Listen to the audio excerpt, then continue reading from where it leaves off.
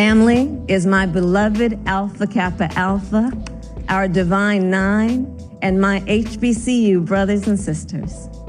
That's audio from then Senator Kamala Harris accepting the nomination to run as vice president. What does she have in common with Senator Raphael Warnock, writer Toni Morrison, and filmmaker Spike Lee?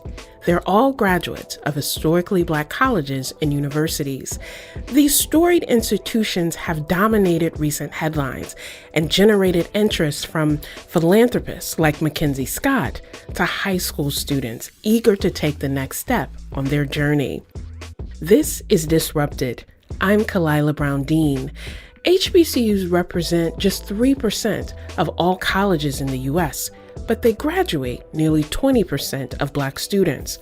A recent study from Stanford found that local increases in hate crimes lead to higher enrollment at HBCUs. These schools become communities where young Black students can feel supported, encouraged, and safe. Later, we'll hear how and why historically Black colleges and universities came to be in the U.S. But first, we'll meet a recent graduate of an HBCU and welcome back a professor who's been on the show before. Dr. Melanie Price is endowed professor of political science at Prairie View A&M University in Texas. She's the author of The Race Whisperer, Barack Obama and the Political Uses of Race. And most recently, she wrote an article for Elle called HBCUs Are Our Past and Our Future. Maya Young is a 2020 graduate of Prairie View, and she's also a former student of Dr. Price.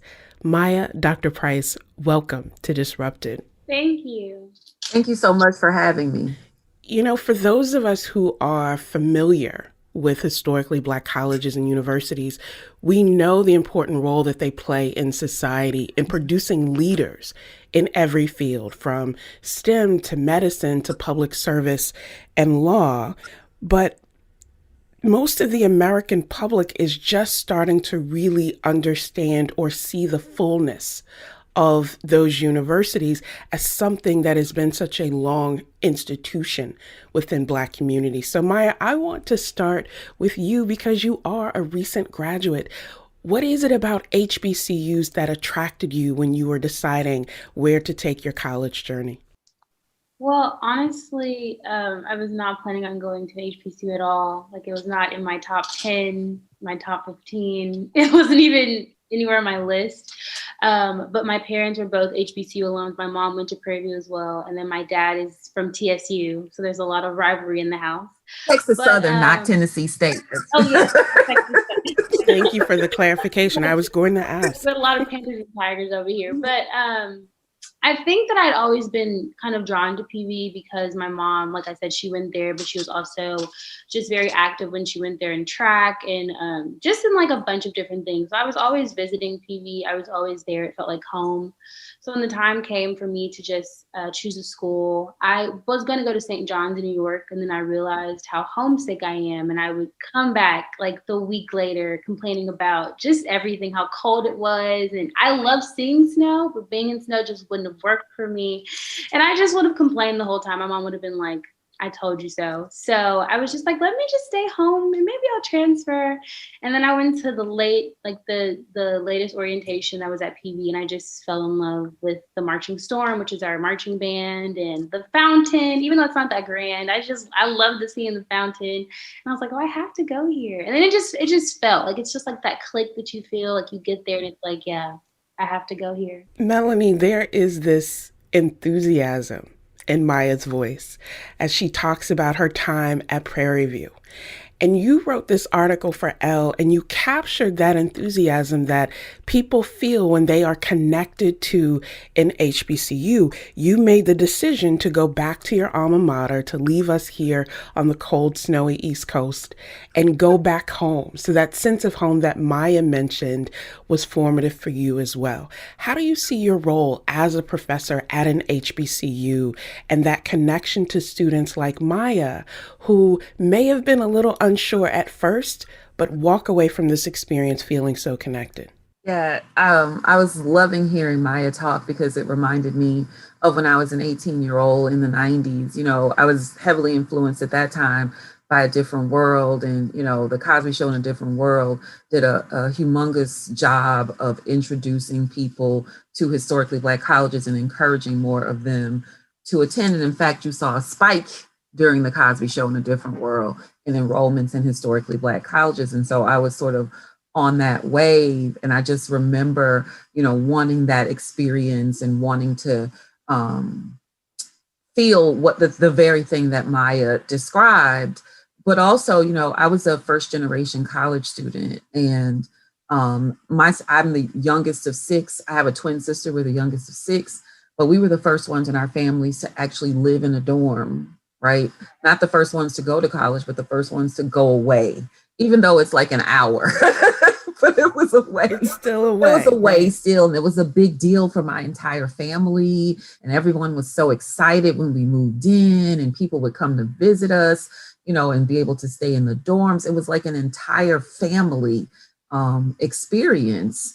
And so when I went off, I taught at Wesleyan in Connecticut, that a lot of your listeners will be familiar with. And then I taught at Rutgers. I had the same teaching feeling that I have here, but those kids, they were from very different worlds from me, right? Lots of boarding school kids. I had never met a person who had gone to boarding school in my life until I started teaching at Wesleyan.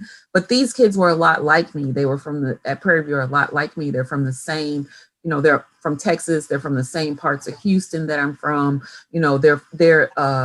They read like me, but not just that. My nephew went to Prairie View.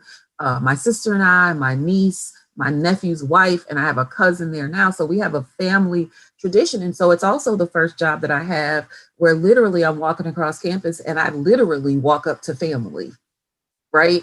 And so that changes all of the emotions that you feel, where it's not necessarily a job anymore. I mean, it is still a job. I mean, I have to be paid, but it's not a job in the sense that there's so much purpose built into it to sort of try to replicate the experience that I had that felt so special. Now it's my job to give that to students like Maya. So I didn't attend an HBCU, but I feel that I am HBCU adjacent. My husband is a very proud alum. 2 of his sisters are also alums of the same institution, Virginia State. But when I think about the professors that I've had in my life, the teachers that I've had who have had the greatest impact on me, probably 95% are graduates of HBCUs. And I think it speaks to, as you mentioned, Melanie, it's not just a job, but it's a calling and a purpose to be able to connect. And one of the ways that you have now responded to that calling is that you are the inaugural director of the Ruth J. Simmons Center. Talk to us about that center and how the work of the center will fit into, as you say, that mission and that calling and that connection to community. So, George Floyd is from Houston. I guess I'll start there. And so his death was it was nationally important, but it was also important for the city of Houston. He was from one of the traditionally Black communities, 3rd Ward here, where I currently live.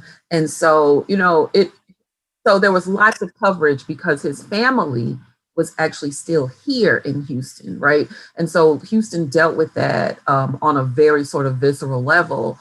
And our president, Ruth Simmons, decided that we were going to respond to that in very real ways.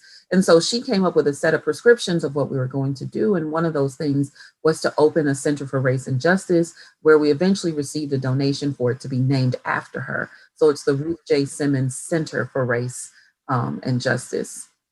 And in it, we're going to do research. We're going to offer policy papers. We're going to have an activist in residence who will be on campus working with our students. But we'll also have, a diversity and inclusion arm of it, where we will help facilitate with organizations, corporations, educational institutions that need to do work around facilitating diversity and making sure that their environments are more inclusive. We sort of have this is our working proposition. We train these amazing students, and Maya, is awesome, but she's just one of them. We have many, many, many students not quite like Maya, but we have many great students.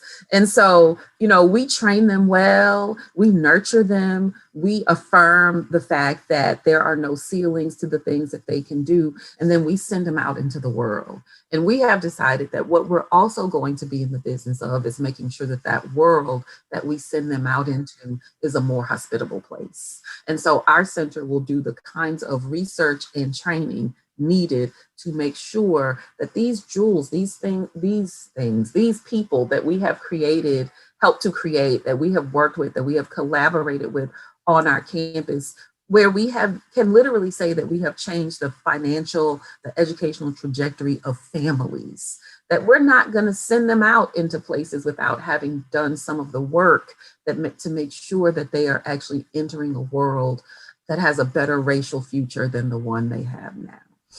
That emphasis on the holistic experience and the holistic change for students also challenges them to take what they're learning on campus or in the classroom and apply it to the real world. And Maya, as a political science graduate, that is something that you didn't wait to do until after graduation.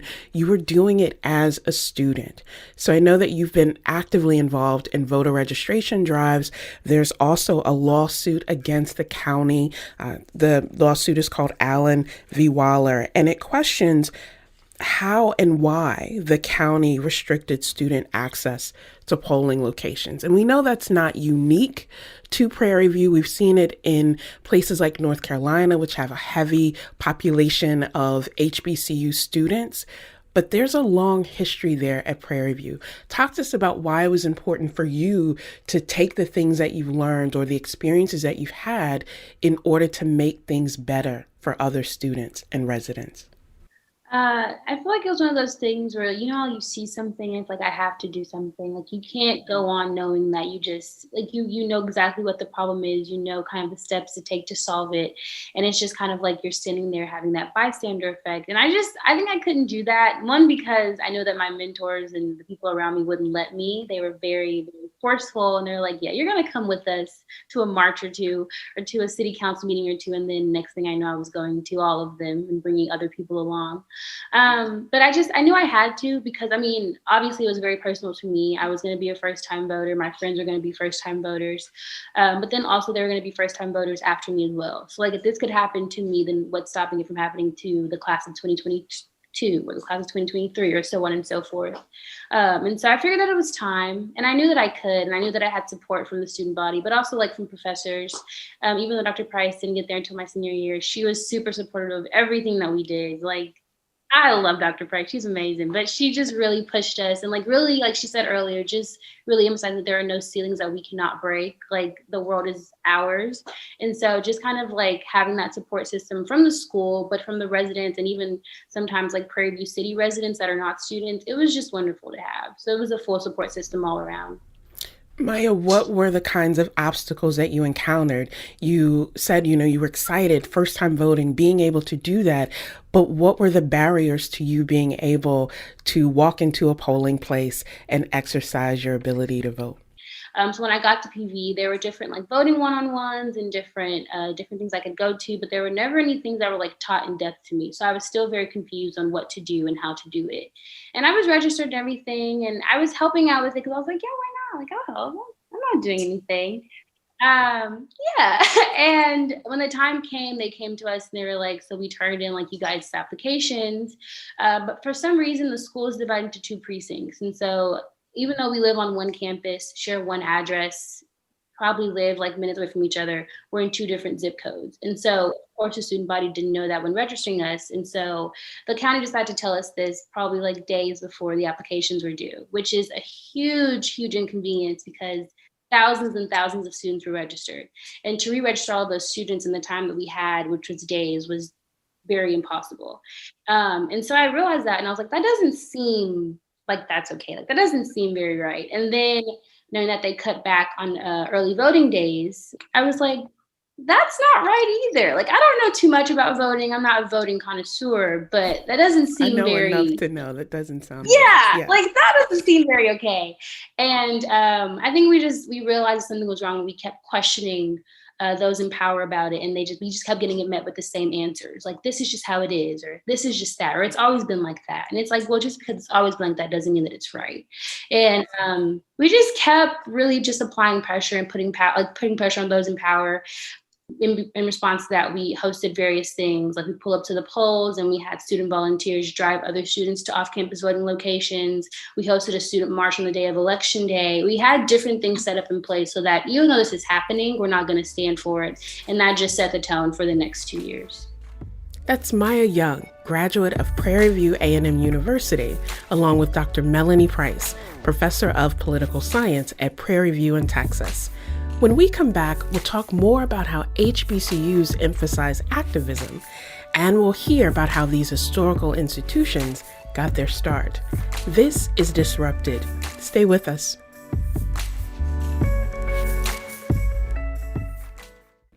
Welcome back to Disrupted. I'm Kalila Brown-Dean. Later, we'll hear more about the importance of historically Black colleges and universities in Black communities and for the nation. But now we continue our conversation with Dr. Melanie Price, professor of political science at Prairie View A&M University in Texas. Last month, she wrote an article for Elle called HBCUs Are Our Past and Our Future. Maya Young also joins us. She's a 2020 graduate of Prairie View, where she studied political science. HBCUs have a long tradition of taking a stand on political and social matters, especially issues like voting access and voting rights. Last year, we saw record numbers of voters in the presidential election, but we also saw major efforts to block certain communities from getting to the polls. I asked Melanie to talk about how that's playing out where she lives and where she works. Right. So I live in Houston, but Prairie View is not in Houston. I like to be very clear about that to everybody. You know, it is outside of Houston. It is rural. It is in a predominantly rural county and a predominantly white county. And it's been there for nearly 150 years. This is true of lots of historically Black colleges in the South. Lots of them are in small towns like this that are in counties that are not necessarily reflective of them. And so the desire, when you have these kids, we have nearly 10,000 students and they're all there, and people see them, especially rural Republican whites, see them as a Democratic voting bloc, which they are, that can change the trajectory of county politics. And that makes them fearful, and that fearfulness leads to voter suppression techniques that are then allowed by the state, which is already engaged in a larger statewide suppression of votes of people of color, which used to have some limits on it by the Voting Rights Act, which was essentially killed in a lot of ways by Shelley v. Holder in 2013. And so I should also say that when I was a sophomore in college at Prairie View, 19 students were indicted for voter fraud for allegedly voting illegally in Waller County. And so this is a intergenerational, a cross-generation, cross-time battle that we've had with this county. This isn't the first lawsuit. Maya, I think, was sort of underplaying her role in that. The thing that she didn't talk about, I love bragging on these kids, is that she testified in federal court. And so right before the November 2020 election, she and her fellow students were testifying in federal court about violations that had occurred in 2018 that were yet to be resolved. And so those kids were voting in 2020 during a pandemic, during an economic crisis, during a time when they're displaced as students, but also under the shadow of having their rights already been violated but not resolved 2 years before. And so what these kids are doing now is a part of a legacy, but it's also really important because what they're doing is under much graver circumstances in many ways than when I was there.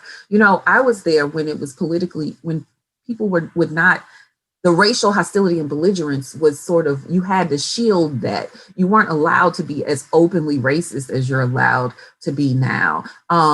It was a wonderful economy. Black people in the middle class were on the rise, and that's not the case that they're in now. And so they're fighting a similar battle, but it's not the same battle. And it's important to know that these kids are fighting, but they shouldn't be fighting alone. So Maya, how do we get the word out then? to have people understand the magnitude of what you were fighting against as a young person, to say, this is not right. I am going to do something because I know it is not just my experience. And as you said, I want to make things better.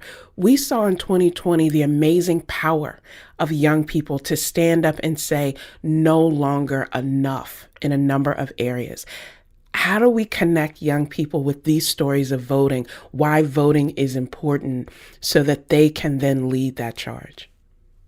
I think it's just by highlighting stories like Prairie View. Like, I think the quote that people don't know what they don't know. Like, I think people weren't aware that Prairie View has a history that it's always had until we kind of highlighted it, or until it was in the news, or until it was on these big, really big just sites that they could see and were like, okay, I know this is happening, but I didn't know that it was so close to me. Even people in Houston weren't aware of Prairie View's voter suppression problem until it became known, whether it was through the pandemic or through this lawsuit. There are just so many things. So I think just continuous awareness. One of the things we're doing in the center is we're starting what we're calling an HBCU Voting Rights Lab.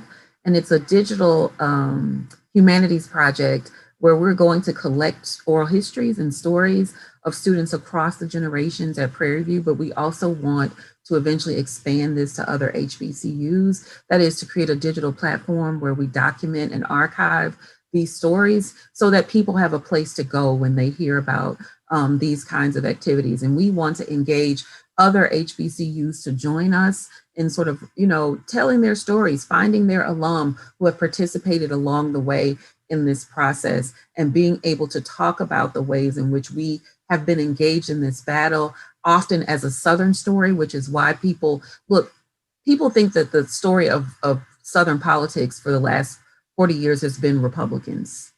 And thus they don't focus in on the things that are happening. It's part of the reason why I think voter suppression has been able to thrive, because Democrats primarily didn't see the South in play.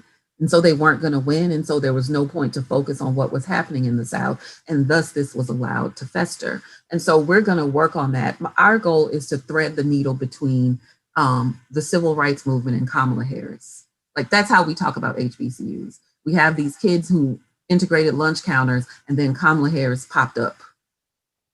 But there was lots of politics in between. And we're going to talk about that politics. Maya, what's the future then? What's the future for Maya Young as a graduate of Prairie View within the broader story of the future of HBCUs? I'll say I'm really biased because I talk about PV to anyone who will listen, but there are so many other people like me at Prairie View. Like, it's such a unique thing that I was not alone in like my activist efforts. I had friends who did these. We are each other. And so I think it's just about kind of having, I don't want to say more Mayas, but just having more students who are out there, and then just seeing that, like, just because your work starts with Prairie View doesn't end with Prairie View. And so, like, I know that Prairie View is, and I'm very thankful for it to be kind of my center where I found kind of everything. Like, I knew what happened and I knew how to get there, and then just kind of expanding that into community organizing post-grad. So I think it's just about just knowing what problems there are and knowing how to fix them in a way that is beneficial to all people. So one of her fellow activists ran for city council in Prairie View, and Maya was the campaign manager for it. That's the thing that's really cool about this. And she's 20. That's the thing that makes my job wonderful, right?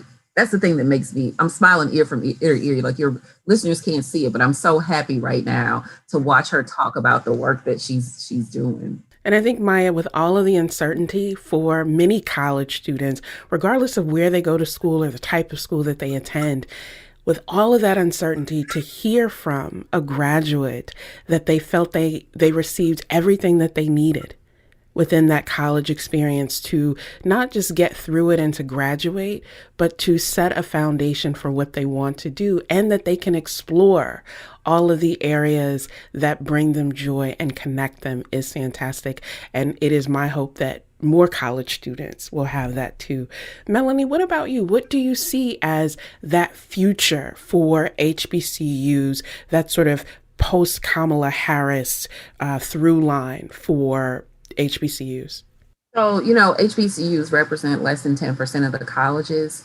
but we graduate a third of all Black STEM majors. We graduate many of the majority of African Americans who will go on to be doctors. You know, in the state of Texas, we graduate the majority of the Black nurses and the majority of the Black teachers here.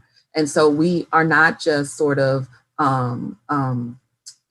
doing a small job here. We're doing a huge job in educating African Americans. 70% of HBCU students are first generation college students, and over 60% are Pell Grant recipients. And so we are, often these are kids who were underserved in their K through 12 education. And so we take them wherever we find them, and then we help them turn themselves into whatever it is they want to be. And so the future of HBCUs is really about other people learning how we do that job and helping provide us with better resources to do it. People are paying lots of attention to HBCUs right now. There's lots of money flowing into HBCUs right now. And what I hope is that what is happening on most of these campuses, and what I know is happening on our campus, is that we're asking people to make multi-year commitments to us.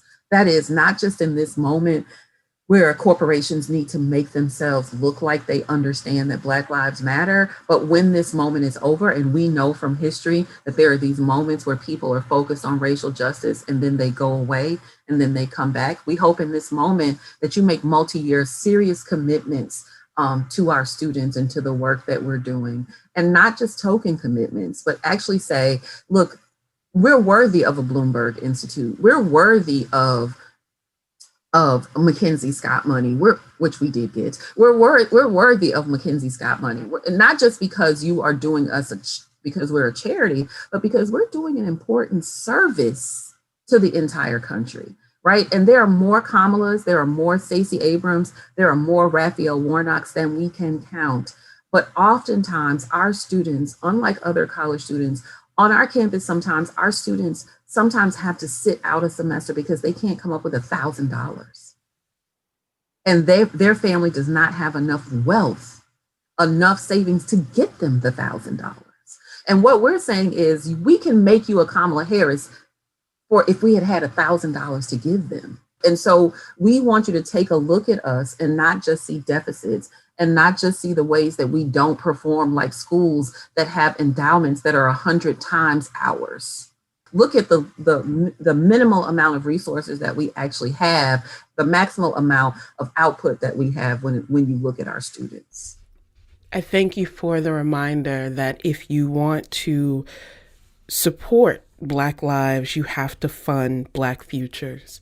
And how HBCUs are doing that and giving us not just Raphael Warnocks, but also giving us Maya Youngs and those yet to come. Melanie Price is endowed professor of political science at Prairie View A&M University. Maya Young is a recent graduate of Prairie View, and we are excited to see where her journey will take her next. Thank you both for joining Disrupted. Thank y'all so much. Coming up, we'll hear more about HBCUs as an integral part of higher education. This is Disrupted. Stay with us.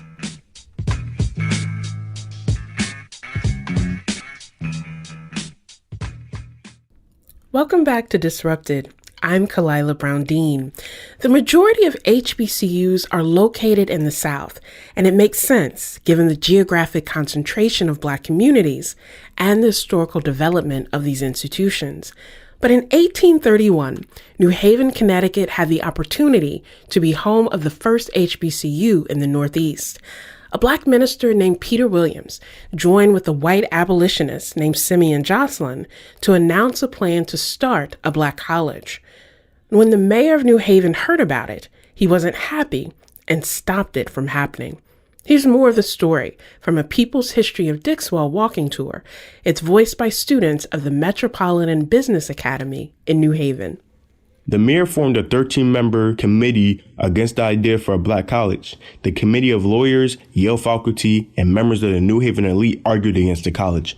In their own words, they wrote, "The establishment of a college in the same place to educate the colored population is incompatible with the prosperity, if not the existence, of the present institutions of learning. It would be destructive to the best interest of the city." In other words, they revealed their racism by claiming that a black college would damage Yale and New Haven.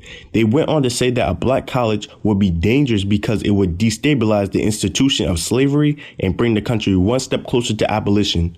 With a vote of 700 to 4, the idea for a Negro college was turned down. Can you imagine how much better and how much different New Haven would be if our city was home to one of the first HBCUs in the country? Can you imagine?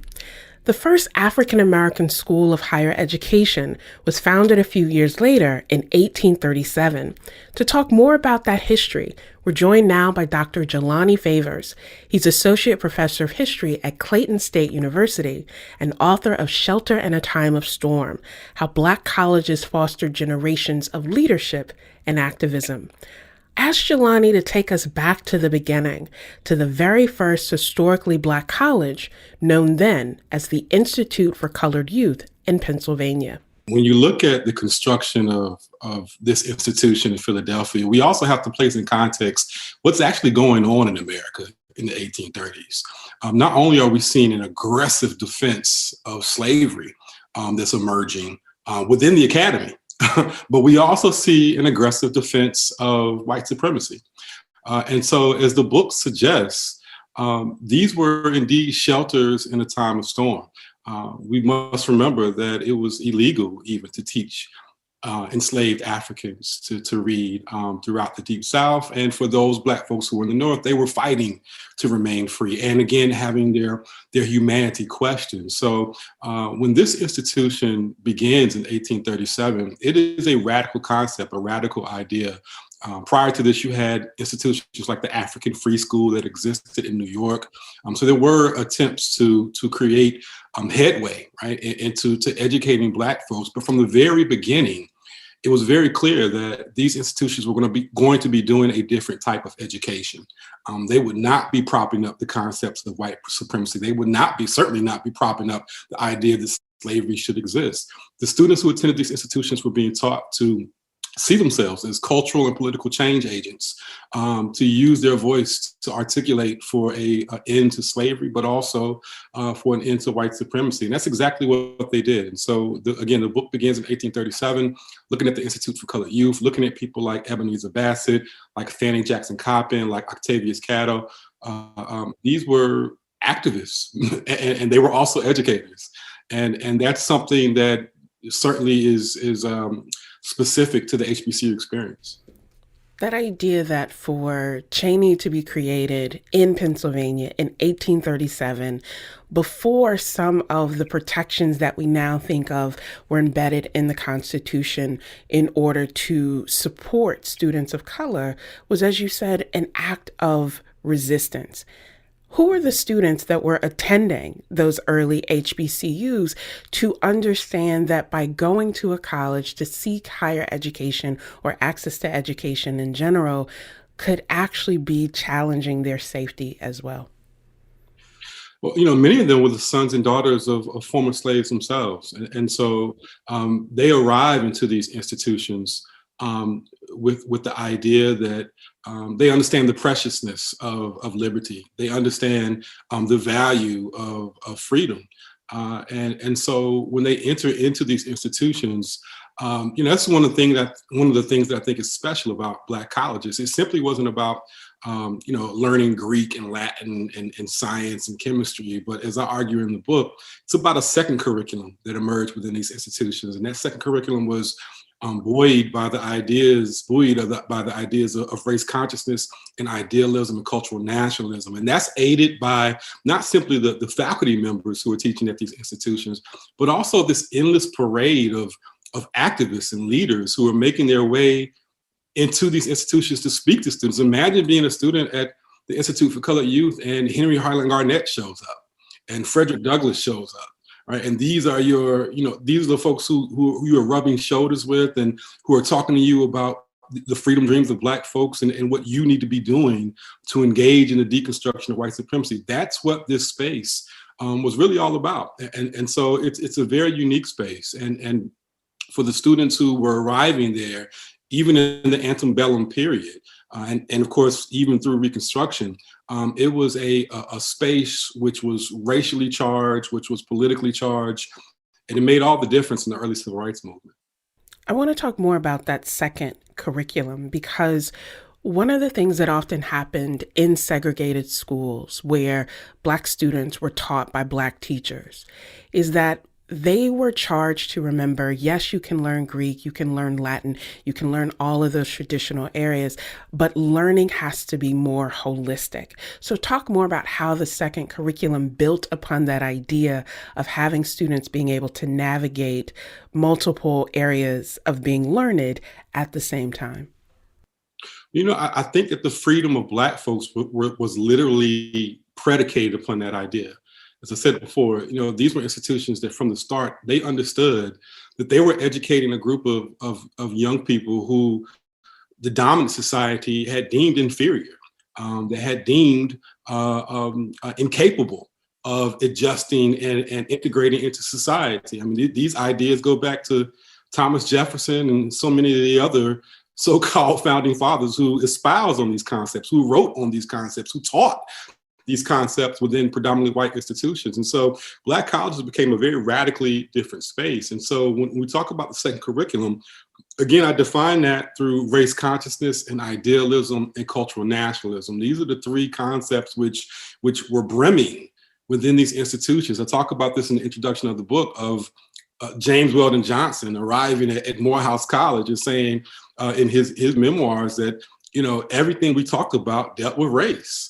You know, and again, that's in a science class, that's in a math class, that's, you know, as students at HBCUs often refer to it as the yard, right? You know, we're just on the yard, just hanging out, and people began to talk about race and how they could see themselves again as change agents. And so, you know, again, from the very start, these concepts were, they charged, that it was an energy, an essence that flowed through these institutions, and you could not be a student attending a Black college from the very inception in 1837 to even today, you could argue, and not be exposed to these concepts of, again, race consciousness, idealism, cultural nationalism. I want to be very clear when I say idealism, because that's a very broad concept, but two of the words that I came up across over and over again when I was doing the research for this book, and my primary resource was student newspapers, looking through student newspapers and seeing, again, who these students were exposed to, what type of classes they were taking, who were the faculty who were on these institutions, what were their thoughts as they began to write editorials. Two of the concepts that emerged over and over and over again were citizenship and democracy.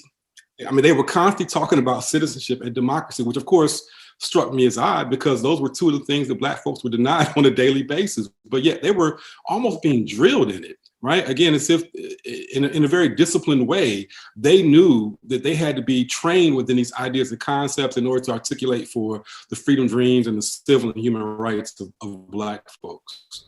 Jelani, one of the challenges that I think have been a part of the evolution of HBCUs, one of those challenges has been understanding their position within this broader structure of the United States, this broader framework of denying Black agency and denying Black brilliance, and understanding that they have an obligation to affirm that, as you mentioned, and to promote citizenship, democracy, and connection.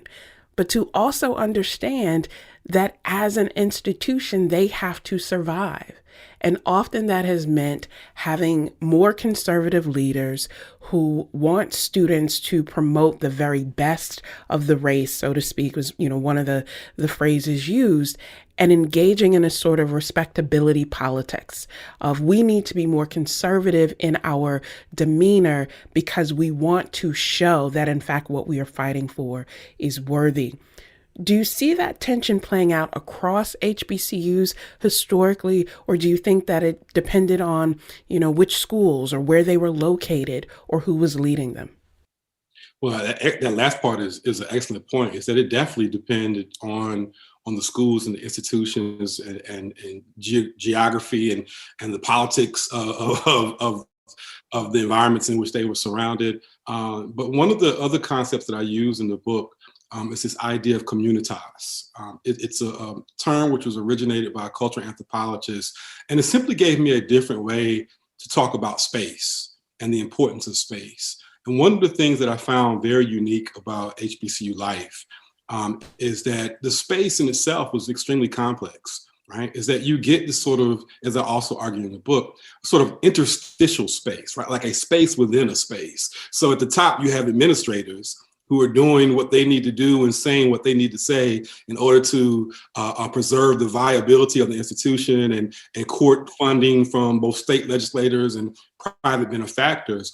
But at the lower level, this is where you begin to see the work of the second curriculum really beginning to take place. And it's a special thing to see a faculty member be able to close their doors, right, to their classroom and to begin to work, right, to embolden and affirm Black youth in their identity, in charging them with a mission, right, to engage in uplifting the dignity and humanity of Black folks. And this is what took place, right? And so, yes, there's sort of this kind of public persona of Black college administrators having to toe that line of courting to conservatives in order to preserve the financial, again, viability of the institution. But you also, below that, begin to see those same administrators specifically and deliberately hiring the type of faculty who would mold and shape a very explosive and powerful generation of young student activists. And so you can look at people like, I'll fast forward to the 40s and 50s. You can look at people like Jacob Reddick. You can look at people like Felton Clark, who's president at Southern University. You know, these were people who were extremely conservative in their public persona. But on a personal level, they were race men. They were race women who were controlling and running these institutions. Very quickly, there's a great story I often tell about Mac Brown, who I'm sure, not Mac Brown, I'm sorry, but Mac Jones, who I'm sure you're familiar with. The legendary Dr. Mac Jones. Yes. Right. And I'll never forget sending my chapter on Southern University to Mac Jones to take a look at prior to the book being published. And it was Mac Jones who told me and really kind of warned me and admonished me. He said, you know what, be careful in how you treat Felton Clark, because I opened up that chapter by really kind of digging in a little bit on Felton Clark to the point where I'm dealing with some of the old stereotypical concepts of Felton Clark being a Uncle Tom and a tyrant on campus. But it was Mac Jones who said, look, we thought of him as a race man, and he was, and this is how he molded us and shaped us, and which was very surprising because he also was one of the many students who got expelled from Southern University. But Mac Jones said, be careful in how you treat him because he has a very, and that in itself reinforced the complexity of these institutions. Again, you do have leaders who were towing that line in order to preserve the space itself. But these same leaders also were cultivating the second curriculum behind the backs of white philanthropists and white city fathers who tried to close the purse and hold the purse strings of these institutions. I think it's why it's so important to tell these stories, to affirm the nuance and the context, to think about the conversations that are had within the house, if you will, versus the code switching and navigating that has to happen. And for our listeners who may not be aware, Dr. Mac Jones is a legendary political scientist, certainly had an impact on the trajectory of my career, and also the father to 2 or 3 pretty amazing children who have had this impact in literature, in sports, in business, and community, and affirm that legacy that you mentioned of, you know, he was expelled for being an activist and going against student code, but seeing that even in that experience, it was a way of disrupting notions of leadership. Jelani, we are in a somewhat different space in the United States today in 2021. In some ways, we are. And every couple of years, there's someone who will ask this question, why do we still need HBCUs? So I, give the scholarly side eye whenever I hear that question asked. But I think in this political moment, it's important to address what those institutions continue to contribute, not just for Black students, not just for Black faculty, but for this country overall. What do you see as the place of HBCUs, given this history that you talk about and the sort of current moment? You know, one of the things that I think has really come to light over the last few years. When I say few years, I mean just even the last 2 years, last 3 years. And again, this is really being even more exposed because of social media and whatnot. But Black folks are exhausted. Right? Black folks, it's tiring, right? To be a Black person in America and to constantly have your humanity and your dignity challenged and robbed from you. And again, we see this on so many different levels playing out. And one of the things, again, that HBCUs have provided is simply a space where Black folks could breathe free, right? That Black folks could, again, be unapologetically Black, could be affirmed, could not, could be in a space and go without having their humanity and their dignity and their intellect questioned in a way in which it suggested that they never had humanity and intellect from the start. And I think that one of the things that we see taking place, and this very well may be a slow building movement, but we do see people acknowledging HBCUs, and we do see a number of Black youth who are exhausted by their experiences at predominantly white institutions and say, look, maybe I should consider going to an HBCU. And I think last year or the year before last, there was some data that came out which suggested that there was an increase in enrollment at Black colleges. And a lot of people attributed that to the hyper intensive white supremacist rhetoric that was emerging from the Trump administration and in conservative America. And again, those concepts and ideas flow quite freely within the academy and at a number of PWIs. And again, that could be an exhausting on a microaggressive level as well as on a macroaggressive level to be a professor who teaches in that environment, to be a student who learns in that environment. And so many Black youth are saying, look, maybe it's time to reconsider HBCUs. And so I think that what that suggests is that Black colleges are now more than ever necessary. Again, shelter in a time of storm, right? And clearly we are yet again experiencing the hostilities of a white supremacist fueled storm in America. And again, Black folks are exhausted by that. And so many of them look to go to a more nurturing and affirming space to where, again, they don't have to deal with these daily questions of whether they should be there. And I think that's important to maintain spaces like that and to upkeep spaces like that and preserve spaces like that for future generations. We've seen this decline in enrollment in higher education overall, except, as you say, when it comes to HBCUs, this explosion in admissions applications, this explosion in students who are interested in transferring and professors who are exploring that space. Given this sort of broader attention to HBCUs, there are a number of very wealthy donors who have now decided that they want to put their money into these institutions. And one of the things we also know is that, the federal government and other entities were willing to fund particular types of programs at HBCUs. So in particular, STEM programs, to say this should be the priority. Do you have any concern about how that may change the character or the mission of HBCUs, if that is the sort of track that students are being exposed to based on funding? Or do you think that HBCUs can maintain that holistic view of what it takes to move community forward? No, I think that question is so spot on, and I think you'll appreciate this little story. One of the voices that I ran across in my research was a person who can really be considered the father of Black political science. And that is a gentleman by the name of Dr. Rodney Higgins, who was the founding creator of the political science department at Southern University.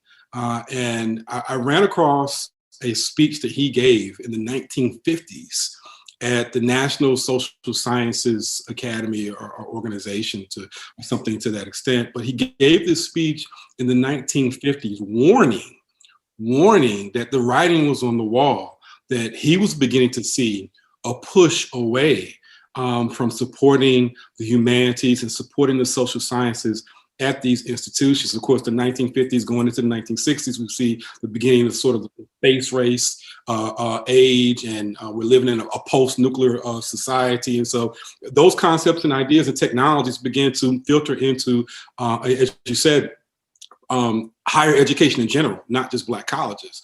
And so that begins to transform and change the curriculum. And it's Rodney Higgins who says, look, you know what, this is going to be troubling moving forward, particularly for HBCUs. Why? Because HBCUs had, again, provided a curriculum that provided training for Black students in humanities and social sciences. And without that training, right, how could we equip students to properly articulate the concerns and needs of Black people? And so moving forward, and this is something that I address in the epilogue of my book.